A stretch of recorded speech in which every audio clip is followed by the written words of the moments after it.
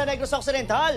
Asunod-asunod ng insidente sa kinawatay sa Banwa sa Murcia, kinibisigara na sa kaprisan. Mga sospek, posible isa lang kagrupo. Yaring balita nga itong gitutuga. Masobra 40,000 pesos ng balor sa mga baligya ang nataban sa inikawatan sa butika sa barangay Kansilayan, Murcia.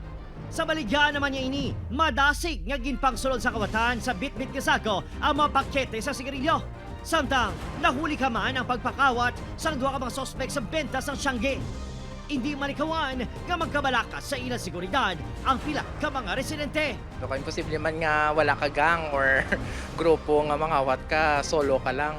Na-report na sa barangay ang nasambit ng mga insidente base sa kuha sang CCTV footage kang sa giho sa makawatan. Posible sunod sa punong barangay nga isa lang kagrupo ang mga sospek. Kung makita mo ang facts, makita mo na the same persons. The same person lang ang katira. Ginpalabot na sang barangay sa LGU ang insidente. Gani ginmanduan ang kapulisan kag mga tanod nga magroving. Kung gutom na, nagapangita sang ideya.